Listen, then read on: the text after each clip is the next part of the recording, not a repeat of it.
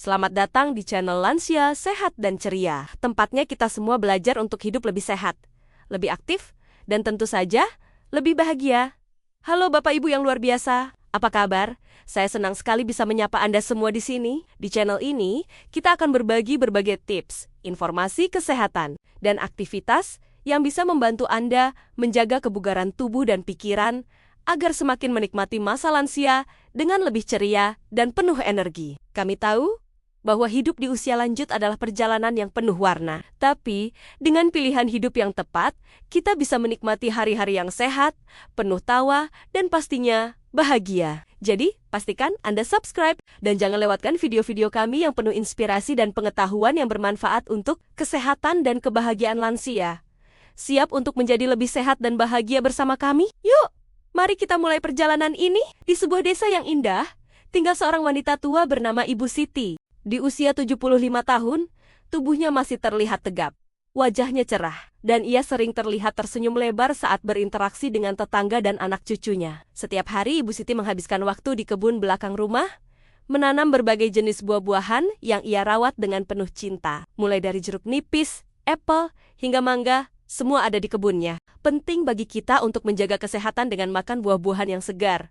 Sering ya katakan kepada orang-orang yang datang berkunjung. Namun, di balik penampilannya yang sehat dan kebiasaannya yang penuh semangat, ada cerita yang sedikit berbeda. Beberapa bulan terakhir, Ibu Siti mulai merasa ada yang aneh dengan tubuhnya. Ia merasa lemas, pusing, dan kadang perutnya terasa mual tanpa alasan yang jelas. Awalnya, ia mengira itu hanya karena faktor usia atau terlalu banyak bekerja di kebun. Tetapi, gejala-gejala itu terus berlanjut dan semakin mengganggu aktivitas sehari-harinya. Satu hal yang membuat Ibu Siti bingung adalah kebiasaannya makan buah-buahan segar yang tumbuh di kebunnya. Ia selalu percaya bahwa buah adalah sumber energi dan kesehatan.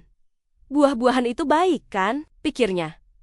Ia merasa tidak ada yang salah dengan kebiasaannya itu. Apalagi, anak-anak dan cucunya juga sering memberinya buah sebagai camilan sehat. Suatu hari, anak perempuan Ibu Siti, Nisa, datang mengunjungi ibu tercintanya. Nisa merasa khawatir melihat kondisi Ibu Siti yang terlihat lebih pucat dan lebih lemah dari biasanya. Setelah berbicara lebih lanjut dengan ibunya, Nisa pun menyadari bahwa hampir setiap hari, Ibu Siti memakan beberapa jenis buah yang sering ia tanam di kebun sendiri, tanpa menyadari adanya efek samping yang berbahaya bagi tubuh lansia. Nisa, yang bekerja sebagai ahli gizi, mulai curiga dan memutuskan untuk mencari tahu lebih banyak. Setelah melakukan beberapa penelitian dan berkonsultasi dengan kolega di rumah sakit, Nisa menemukan sebuah fakta mengejutkan.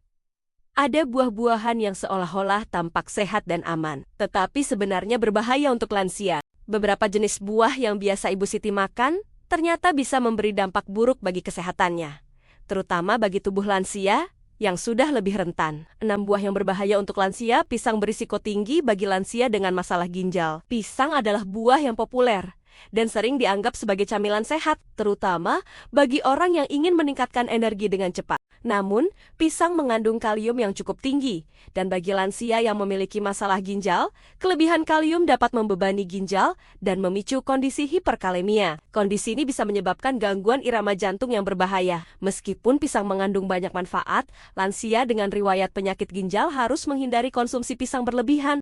Alpukat bahaya bagi mereka yang mengalami tekanan darah rendah.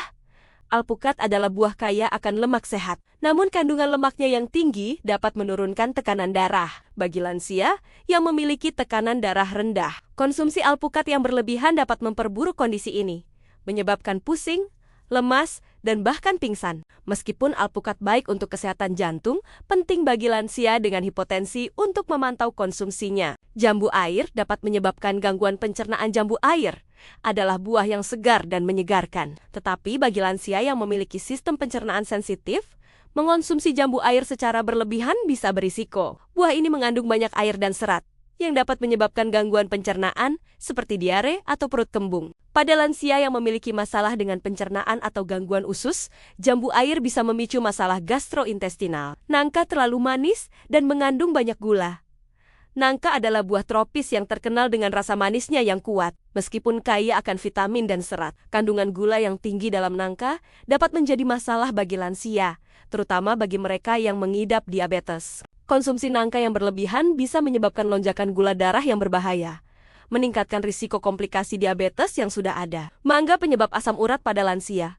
Mangga memang buah yang nikmat dan memiliki banyak vitamin C.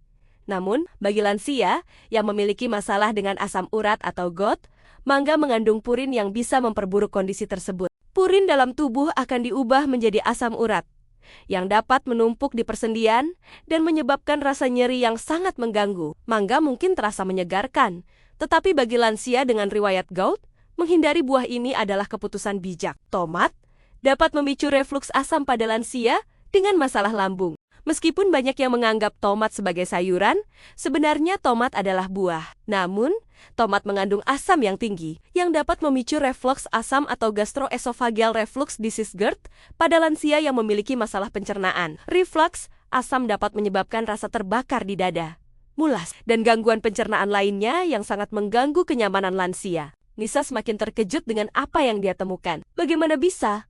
Buah yang selama ini dianggap sebagai makanan sehat bisa berbahaya, pikirnya.